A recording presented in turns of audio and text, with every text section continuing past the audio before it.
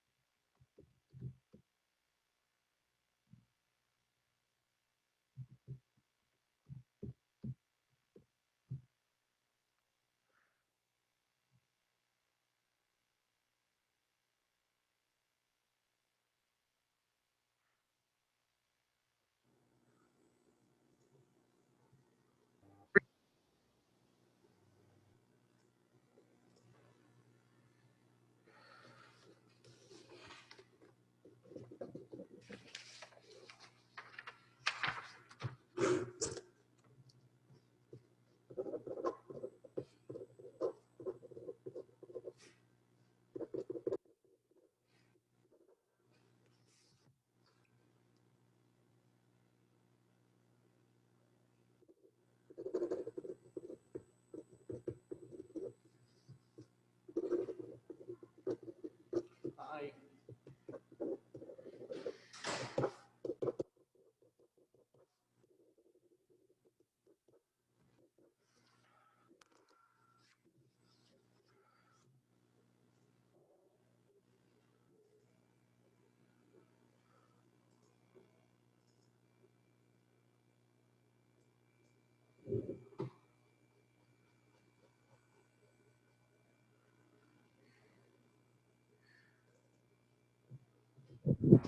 Okay, everyone, it's 9 o'clock. And so we have a short class today. And, the university is trying to move back to in-class attendance, next, of course, starting next semester, but they're really trying to pressure us to encourage students to come back to class if they're physically able. Of course, knowing that some students are not physically able because some students are still afraid of the virus. Some students have made other arrangements. So I will ask Anais, who is here, to write her name and ID number and email on this piece of paper, which is what I typically do before the pandemic, what I always did before the pandemic, to have the students sign in. We'll still, of course, use Cyber Campus as well, but I want to again encourage you, if you are here in here in Catholic University of Korea, to come to class. You really should be doing that if you're here in Seoul. Okay, so let me click the start attendance, and your smart attendance number is 379. 379, and so let me put 379 into the chat function. 379, 379, like that. And we have something also special to do today. I think we might have to wait until the second part of the class when I close down the classroom computer or shut it off and then move. Well, no, I don't have to do that this time because I have my American politics class in the same room. So, okay, then maybe I need to do this now. I got something in the mail. Let's see how this works. I don't know if this is really going to work on the classroom computer because the classroom computer and camera is not focused on me. It's focused on the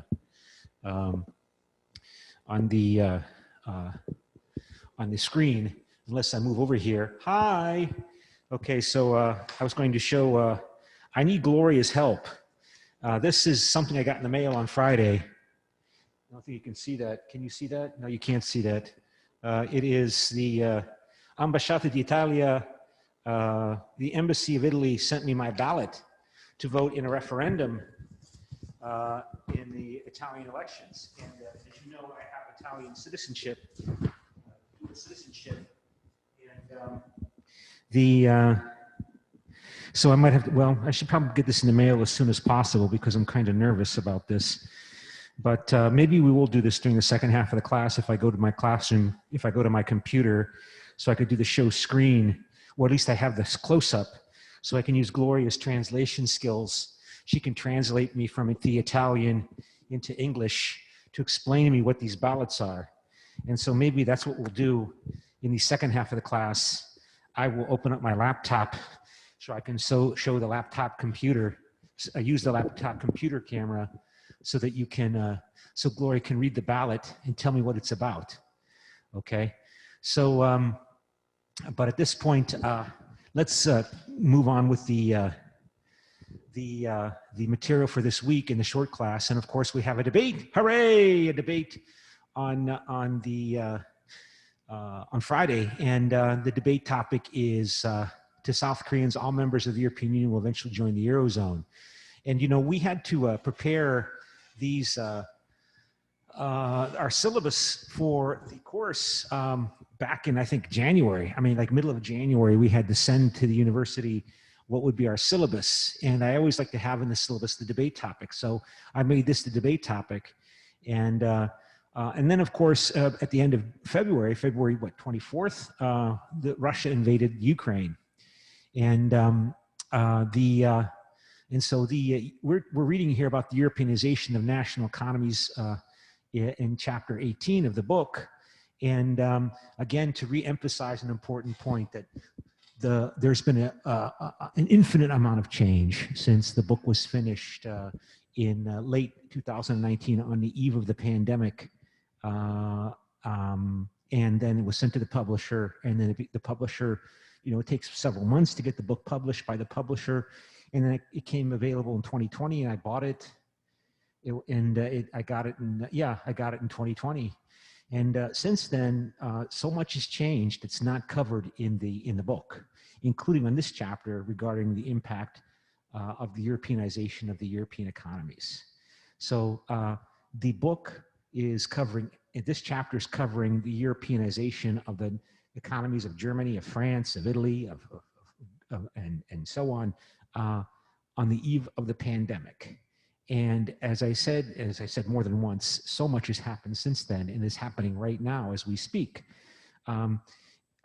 In fact, so much is happening. It's not even covered on the. It's not even covered in any published scholarly work, because, for example, with the Russian invasion of Ukraine, the European member states, including Germany, have decided to boost greatly their defense expenditures. And that will have a tremendous impact on the economies of the European Union. Because, for example, if Germany is going to spend 100 billion more euros on its defense, it's got to have companies that supply the German army, the German military. And the German military is very, very badly supplied. There's reports in the news about how, for example, German soldiers cooperating with the American or Finnish soldiers in exercises in Finland. The German soldiers are using radio equipment that's so outdated, nobody knows how to help them, or nobody knows how to use the German equipment because it's been out of date in the American military for 20 years. So,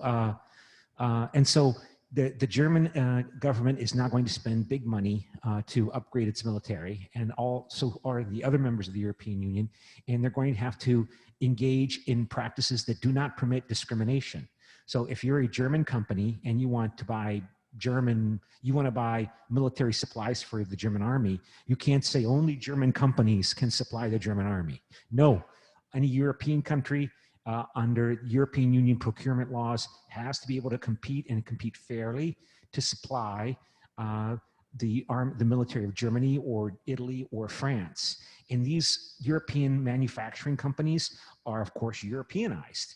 They have production chains and facilities and manufacturing capabilities and factories all over the European Union. So when we say that Germany is going to spend 100 billion euros to increase the size of its military budget, this is going to have a big impact throughout the European Union economy, because the European manufacturing companies are all over Europe. We talk about a German company like Siemens. Siemens is a company that if you go to a hospital, Catholic University of Korea hospital that opened 13 years ago, I was just there to, have some x-rays for my my knee operation I'm going to have at the end of next month, you know, the equipment is all made by Siemens. Siemens is a big manufacturing company that makes high value added products like X-ray machines and CRT machines. But Siemens is a German company only because its headquarters is somewhere in Germany. But it's got factories and production facilities all over Europe and probably all over the world too.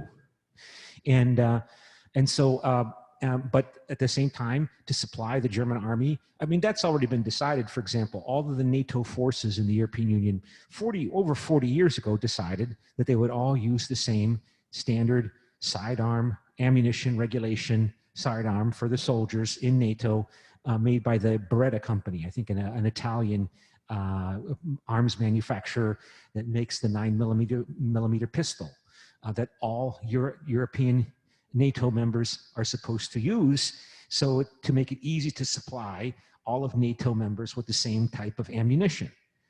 So this is not even covered in anything scholarly. Everything that I've been telling you, I've been reading in the newspaper, in the New York Times, right? It's too recent. It's too recent to be covered in the scholarly information. What has been covered in the scholarly information, in the scholarly literature, I think I have some elements here to share with you. What did I do with it? Did I?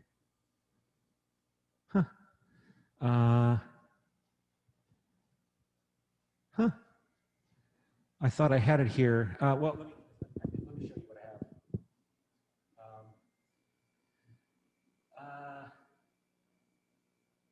This is taken from the European Union website, right?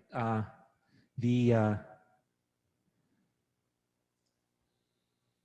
press release from March at the beginning, 2 weeks after the start of the Russian invasion, European Commission press release highlighting that the Commission has adopted today a proposal for cohesion action for refugees in Europe CARE, allowing member states and regions to provide emergency support to people fleeing from Russia's invasion of Ukraine. CARE is introduced, oh, I gotta make sure you can see that, sorry.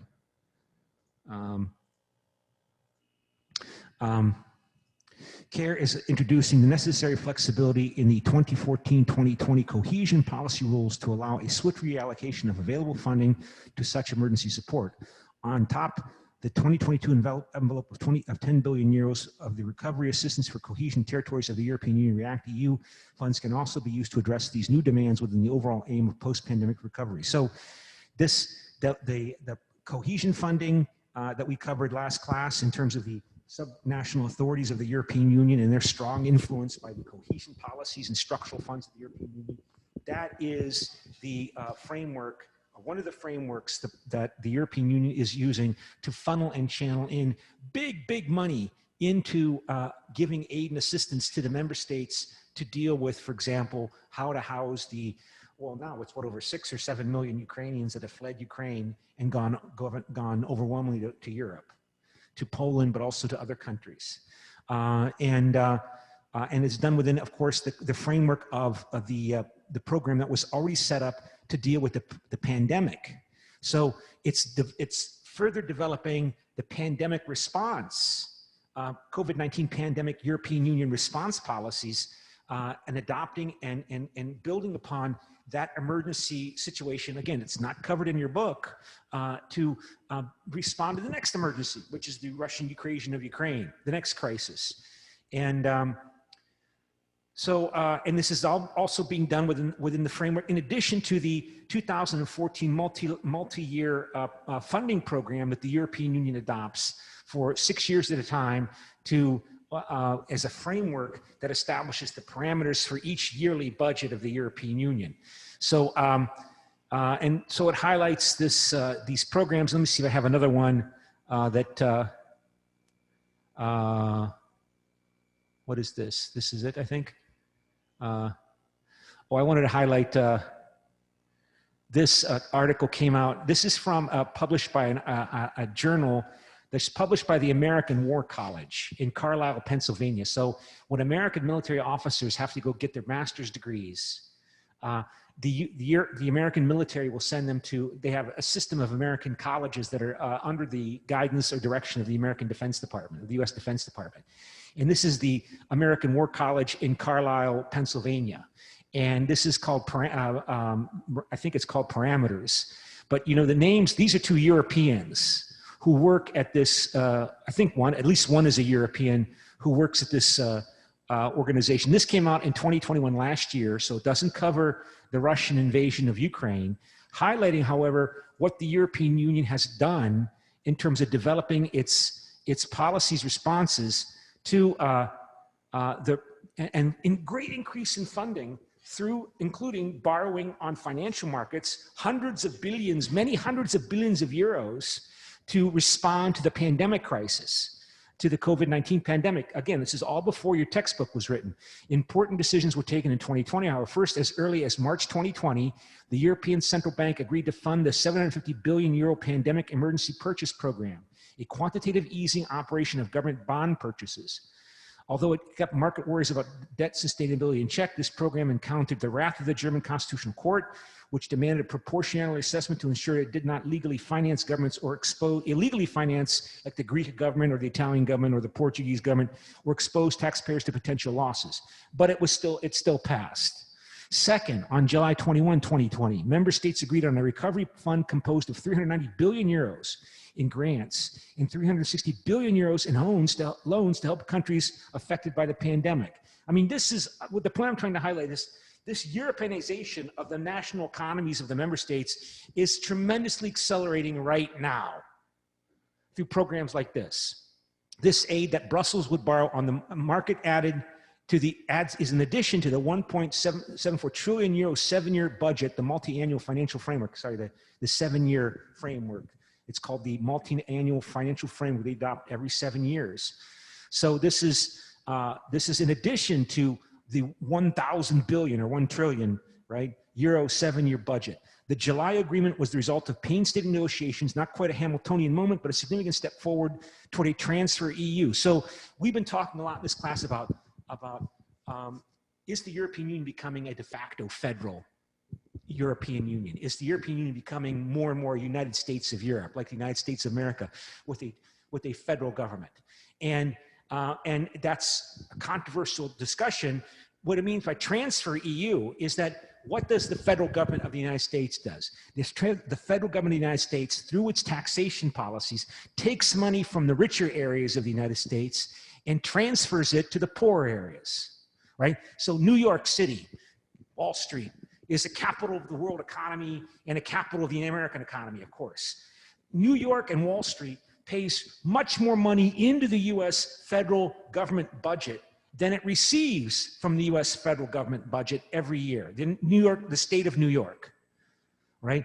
Because it's the center of the American economy. It's where Wall Street is located. So it transfers much of its wealth through the taxation policies of the Washington government, the US national federal government, and then the US national federal government transfers that money to other people. And they do it through all the different social welfare programs that the American government adopts, from unemployment insurance to social security payments, to aid to women with dependent children, to the Medicaid program to support people for medical care who have absolutely no money.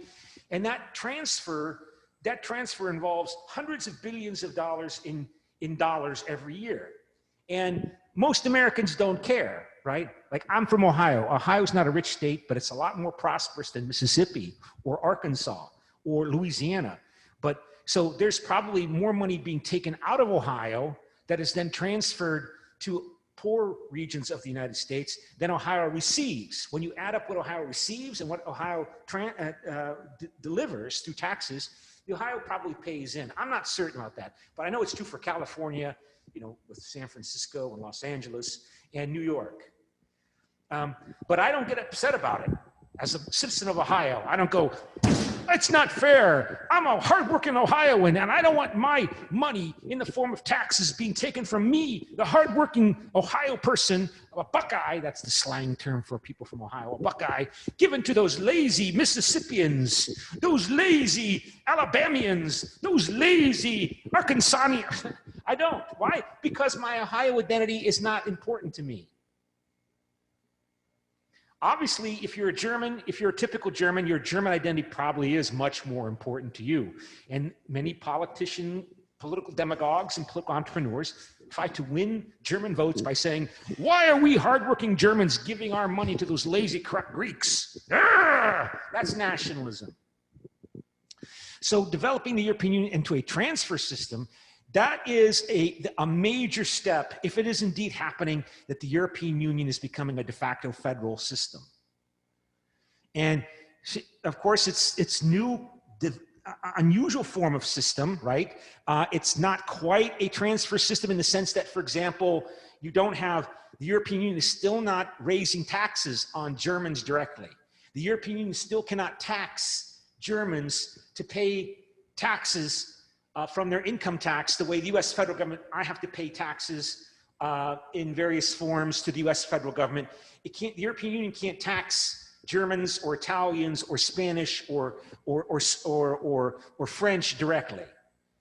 So, but still, all of the European Union is taking on this debt that they have to pay back to all of these investors who are buying these loans that have to be financed. I mean, again, this $1 trillion, €1 trillion 7-year budget, that budget comes from the member states. Most of it comes from the member states agreeing to give 1.16% of their gross domestic product in terms of the amount of money that they give, that France gives to the European Union budget, that Italy gives to the European Union budget, that Germany gives to the European Union budget. They all give like 1.16, I have to check. It's like a little over 1% of the gross domestic product.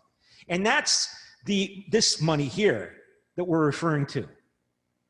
But the rest of this, 300 billion euros in grants and 360 billion euros in loans, and then 750 billion euros. This is all through being raised by bonds, borrowing on the international financial markets. And those bonds have to be paid back. And who's going to pay it back? The European Union has to pay it back. And everybody who's in the European Union has to pay it back. So in a sense, they're still all taking on these, everybody's still bearing these obligations, not directly in the form of being taxed by the European Union, because the European Union can't levy income taxes the way the US federal government can levy income taxes on me as a US citizen. But still, everybody's in the European Union is ultimately responsible for paying off these debts that are being acquired now. And this is before the Russian invasion of Ukraine.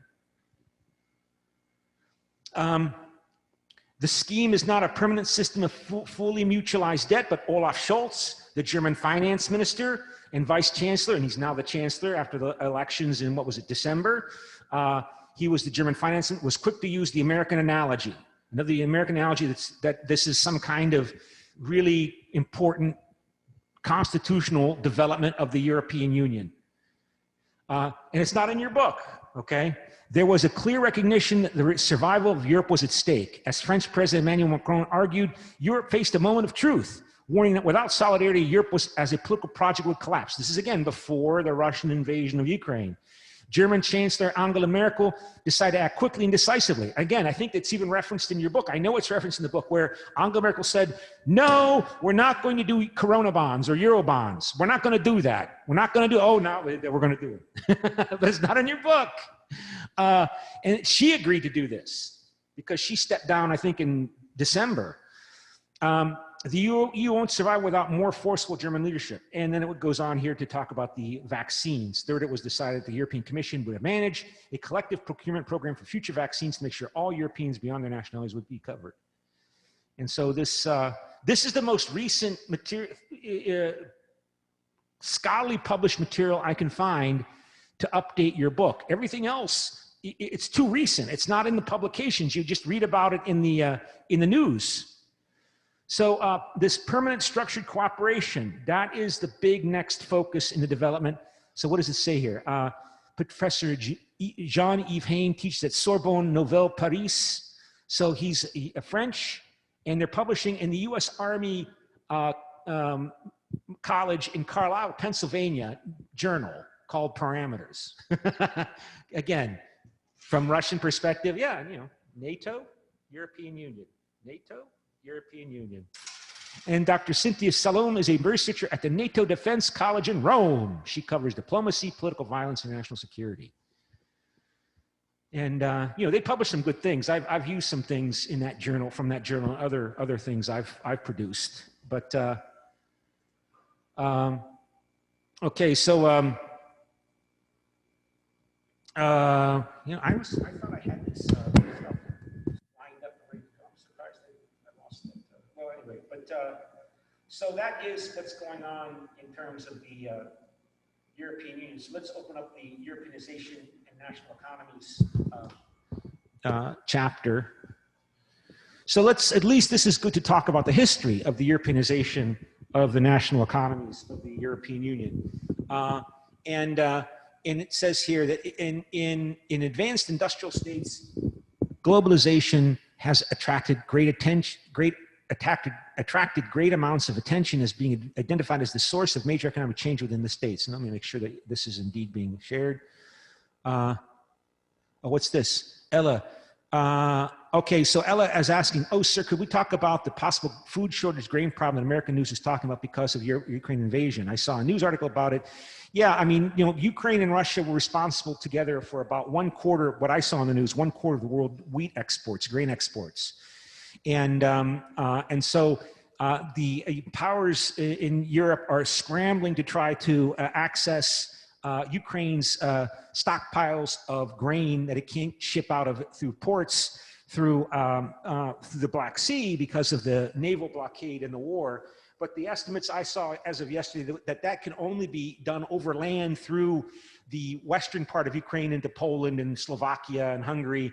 That can only accommodate 2/3 of what Ukraine usually exports through sea. So there's still, and we'll see if they can still get around that. There are lots of problems we won't go into here, but world prices, the impact is going to be on world prices of wheat and other supplies. Wheat will go up by at least 50%. And it's an issue for the world for a number of reasons, including the fact that there was a worldwide food supply problem already before the Ukraine invasion by Russia. And now hundreds of millions of more people are at risk of famine, dying from hunger in places particularly like Africa. And we'll see how much the world can accommodate or respond in terms of supplies. But now there's been responses. For example, India is now barring any wheat exports. They used to supply a significant amount of exports of wheat, but they're now barring exports of their product because of this concern about food prices in India. David Beasley, the former South Carolina Republican governor of South Carolina, is the head of the World Food Program that's based in Rome, and he's always on the social media, popping up on my Facebook,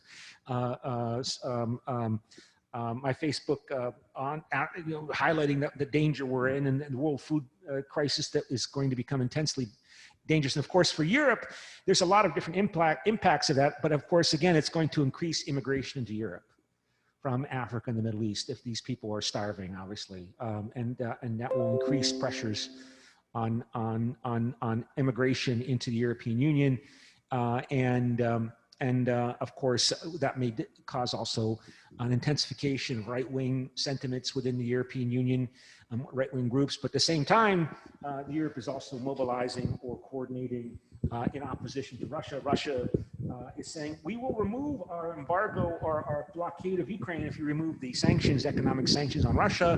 And the Americans and the European Union are saying, no, we'll never do that. And so that's where we stand right now. Russia yesterday announced that it's demanding that the Americans in the West stop supplying more arms to Ukraine, or that they will escalate. So we will see how this develops day by day, and of course, it's not so much of making the Ukrainians being willing to compromise. It's not just a matter of coming up with a compromise with Russia or getting a ceasefire like has been existed since 1953 on the North and South Korea. They're still technically at war here on the Korean Peninsula since 1953, because the Ukrainian nationalists don't want a ceasefire. They want to keep fighting until they get back what they lost. And so it's not just a matter of getting Russia to agree to a ceasefire. I'm not so certain that Zelensky, as president of Ukraine, has the political option range because of Ukrainian public opinion, and you can't understand nationalism, you can't understand public opinion unless you understand the role of nationalism, might not allow him. They wouldn't allow him to compromise with the Russians before this war started. He ran running for president of Ukraine, claiming he would adopt a more accommodating policy towards Russia's interests and demands regarding Luhansk and Donetsk. And he couldn't do it because when he moved to try to do something, this new young president of Ukraine that was elected in 2019, protesters came into Kyiv and demanded he not appease and propitiate the Russian aggression and protested against him. And apparently he was constrained by public opinion, Ukrainian nationalist public opinion, not to compromise with Russia, even though he ran as the candidate for president that was willing to compromise. But he is constrained by public opinion. And so, you know, in terms of what this means for how this war going to end, you know, some of you, well, I was teaching a class for graduate students, and we read a chapter by Zartman and he claimed that basically, first off, mediators mediate because they have their own interests. So the Vatican is not going to solve this. Israel is not going to solve this. It's got to be big, powerful countries, US and China. They got to get involved, and they pursue their own interests in doing this kind of, and the European Union in bringing about their power capabilities to try to push and prod and leverage Moscow and Kiev to come to an agreement. But the theme in that Zartman's work, because he studied a lot and did a lot of research on mediation, international mediation and conflicts, there has to be a herding stalemate. Both sides have to believe that the continuation of the fighting is worse than a ceasefire, that the continuation of the fighting hurts their interests more than agreeing to a ceasefire. And it's not clear that Ukrainian nationalists believe that they have to make a ceasefire, that they think that they can't take back what they lost, that they might still hope that Vladimir Putin is going to be removed from power, that if they get enough weapons and guns, that they can take back what they've lost, that they can and that the Americans and the Europeans will have to get more involved, that the Americans and the Europeans will never cut off arms supplies to them. So how do you get to this so-called herding stalemate, a herding stalemate, hurt, you know, pain, herding stalemate. And I don't think we're anywhere near close to that, either in Moscow or in Kyiv. I mean, I saw a news source that was reporting that there are still elements in Moscow that are preparing to are pushing for another attempt to take Kiev. Remember, the supposed mother of Russia's cities, the supposed cradle of Russian civilization, that they're not giving that up. So there's chaos and fluidity that's going on inside Moscow as well, not chaos, but there is fluid crisis political dynamics within Moscow. And that's the danger of stereotype. When you stereotype, you don't see political dynamics. You simplify and don't see opportunities that are there, political opportunities to affect internal politics and good constituencies opposed to bad constituencies in Moscow through your own policies as the United States or European Union to try to, that's of course also informed by understanding of nationalism, to try to push the political trends in a dynamic that brings about a ceasefire. Again, my concern is, and what I'm thinking a lot about in my own work, is that as the Russian economy is doing well, I mean, in terms of the economy producing and still growing and still bringing in money from exporting its oil and gas, it can still sell it. That as the economy will eventually begin to deteriorate, and as the middle class decreases in its political importance in Russia in favor of the security forces and the suppliers and of the security forces, is that Russia is going to become even more nationalistic. And will become even more nationalistic means it's going to become more focused on taking more of Ukraine, including Kyiv. So that's my concern. But back to the European Union member states. So it says here, in advanced industrialized globalization, I mean, European Union is all about globalization, right? So in the internationalization of financial markets has had a big impact on let me see here. I think somebody else had a chat question. Did anybody else? No, that's it. Okay. So back to the note. So And of course, so supranational trade organizations and treaties would undermine national sovereignty is the concern. And this has attracted a lot of attention inside advanced member states, in advanced industrialized states, not just member states like the United States, that free trade is undermining national sovereignty supposedly and producing economic and political outcomes that many people do not like in these countries. And that's it's undermining government decision-making autonomy and that neoliberalism, which has dominated the world in particular since the Soviet Union collapsed, that we should liberalize trade and financial markets. This is often called the Washington Consensus, because this declaration of how to bring about a new world peaceful order after the end of the Cold War emerged out of Washington under the Bill Clinton administration when he was president from 1992 to 2000. And it's often called the Washington Consensus. And of course, it's been much more controversial in the last several years, particularly since Donald Trump came to power. But you saw a rising negative response to globalization within the member states, as manifested in the European Union by the rise of Eurosceptic parties. Europeanization seems to have generated much greater incentives to shift policymaking autonomy away from the national actors to the European Union level, but Europeanization has been subject to much less controversy. So Europeanization is one response of Europe to globalization. It's extended even to adopting a single currency and a single market, which has reinforced transformation of national economies. Of course, we still see these shocking surprises that happen, like for example with Brexit, but also within the European Union, as French voters voted down the draft European Union Constitution back in 2004, I believe, 2005, mid 2000, beginning of the century, and political entrepreneurs and demagogues telling them during this referendum that the image that was mocked back in the Financial Times is that all these Polish plumbers are going to come from Poland. These plumbers, they're going to come to France and take our jobs here in France because Polish plumbers will work for much less money than French plumbers.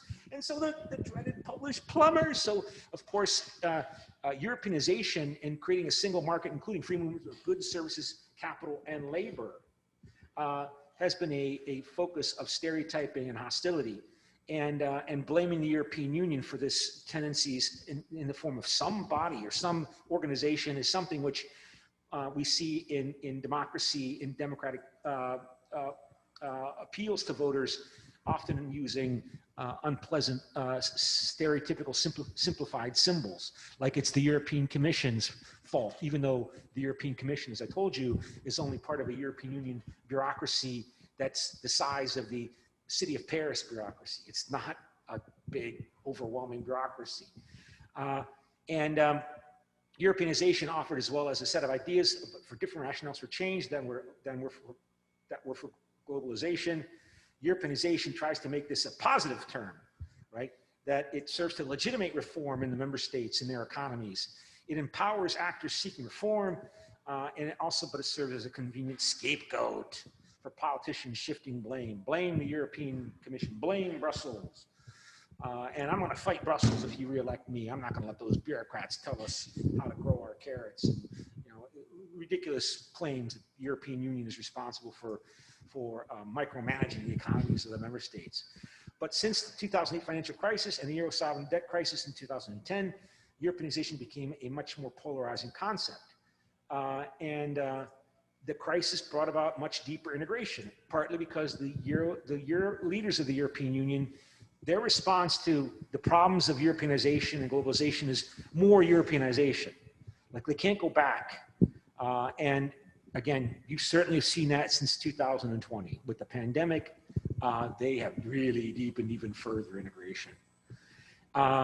They reinforced the rules agreed to in the Stability and Growth Pact before the pandemic. They have suspended these rules so that the countries of the European Union can go way beyond the 3% gross domestic product limit that was supposed to be the target that most states don't ever meet anyway. But they formally removed, or not removed, but froze suspended that requirement that government should be striving to meet 3% budget deficit, that their government budget deficit, that in terms of the amount of money they spend being greater than the money they bring in, should be no more than 3% of the gross domestic product. That was suspended to deal with the pandemic. And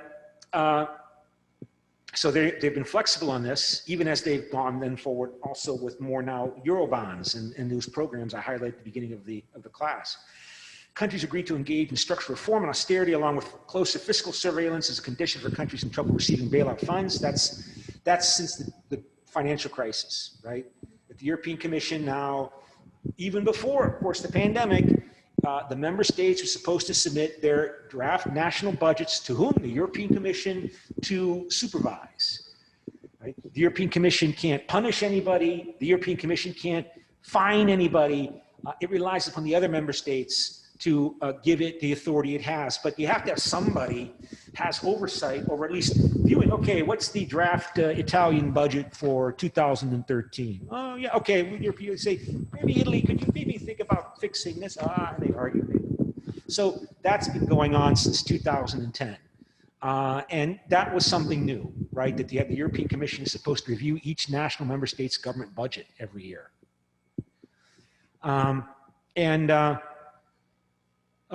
So the EU experience shows that despite the pressures of globalization, countries will remain highly differentiated. So, you know, Greece has not developed nearly as rapidly as people were hoping when it joined the European Union. As one of the poor countries of the European Union, it's not really accelerated its growth and development as much as one would hope. Although, again, just how big the, I mean, there's so much gray and black economic activity going on in some of these countries, in all countries, but more so than in others. Like, as I mentioned, Greece, for example, before the pandemic, before the Ukraine invasion by Russia, Russian money was flowing through Athens and the island of Crete, and not island of Crete, Cyprus, to the island of Cyprus, and as a member state of the European Union. So much money that is to be laundered, basically. Russian oligarchs, they really like Cyprus. So at least 3 varieties of capitalism have emerged in Europe. There were, and we're running out of time here. So maybe I'll come back to this in the next class. I want to now shift to my laptop. So I'm going to shut this down. And I want to I'm going to open up my laptop because I want to use the camera on my laptop to ask Gloria. Gloria, you ready? You ready to perform, Gloria? We need your translation services, okay? So Gloria, stand by.